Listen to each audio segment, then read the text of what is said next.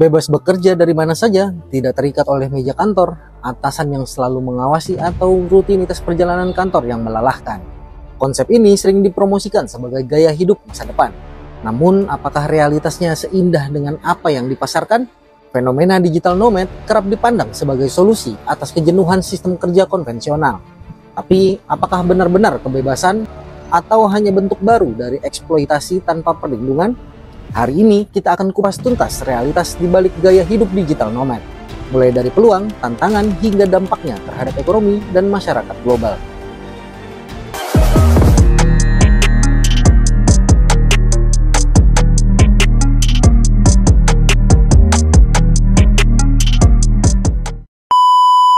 Istilah digital nomad merujuk pada individu yang bekerja secara jarak jauh dengan mengandalkan teknologi digital, sembari berpindah-pindah tempat tinggal. Pekerjaan yang umumnya dilakukan oleh digital nomad meliputi: yang pertama, pengembang perangkat lunak atau IT software; yang kedua, desain grafis atau UX UI; selanjutnya, konsultan atau analisis bisnis; yang keempat, jurnalis atau penulis lepas; dan yang kelima, content creator atau digital marketer. Tapi bagaimana cara mereka mendapatkan pekerjaan? Website dan aplikasi berikut sering digunakan oleh digital nomad untuk mencari pekerjaan. Yang pertama, platform Upwork, platform freelance terbesar yang menawarkan berbagai pekerjaan dari proyek kecil hingga kontrak jangka panjang. Yang kedua adalah Fiverr, cocok untuk freelance yang menawarkan jasa kreatif dan digital dalam bentuk proyek kecil berbasis harga tetap. Yang ketiga adalah Toptal, dikhususkan untuk profesional kelas atas di bidang teknologi, desain, dan keuangan. Selanjutnya ada WeWork, fokus pada pekerjaan full-time remote dalam berbagai industri. Selanjutnya ada People per Hour, berbasis sistem tarif per jam untuk proyek freelance. Selanjutnya ada freelancer.com, salah satu platform freelance tertua dengan berbagai jenis pekerjaan. Ada juga Hubstaff Talent, alternatif yang tidak membebankan biaya kepada freelancer, memungkinkan mereka terhubung langsung dengan klien. Selanjutnya ada Workana. Platform ini populer di Amerika Latin, tetapi juga menawarkan proyek secara global. Selanjutnya ada 99 Design, khusus untuk desainer grafis, menawarkan kontes desain dan proyek individu.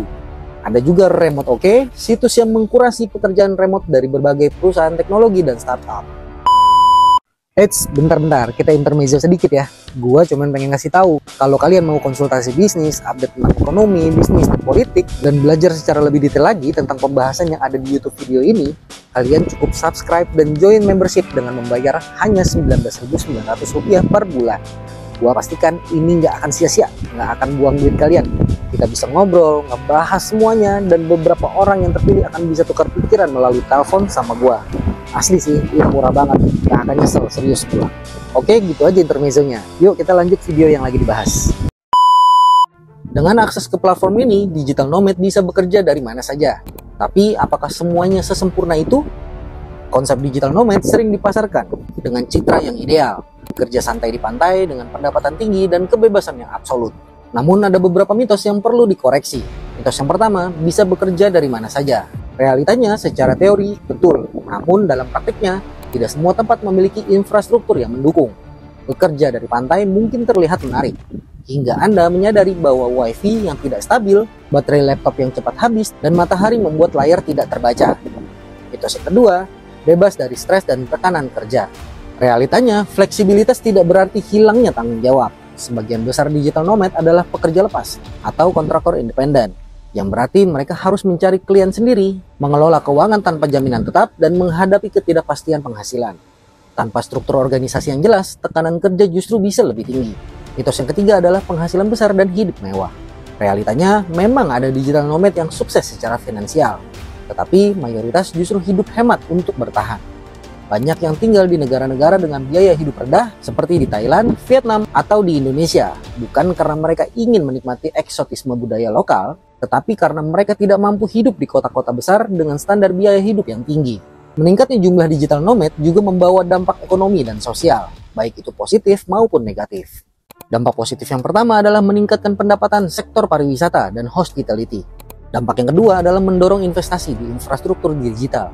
Dampak yang ketiga, membantu diversifikasi ekonomi di beberapa wilayah.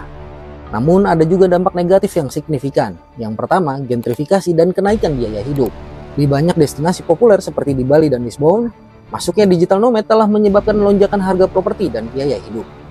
Penduduk lokal kini harus bersaing dengan pekerja asing yang memiliki daya beli lebih tinggi, sehingga banyak yang terpaksa pindah dari lingkungan asal mereka. Dampak negatif selanjutnya adalah ketimpangan ekonomi dan budaya. Meskipun digital nomad sering mengklaim bahwa mereka mendukung ekonomi lokal, pada kenyataannya banyak dari mereka menghabiskan uang di bisnis yang melayani ekspatriat, bukan di usaha kecil milik penduduk asli. Beberapa tahun terakhir, banyak negara mulai merancang visa khusus untuk digital nomad. Hal ini untuk menarik pekerja remote dengan pendapatan tinggi. Namun, tren ini juga menghadapi tantangan. Yang pertama, regulasi yang semakin ketat. Banyak negara kini membatasi digital nomad yang bekerja tanpa izin resmi. Yang kedua, kebutuhan ekonomi yang berubah. Beberapa perusahaan mulai menerapkan kembali kebijakan kerja di kantor pasca pandemi. Selanjutnya, meningkatnya kompetisi di pasar kerja global. Dengan semakin banyaknya pekerja remote, standar persaingan pun meningkat.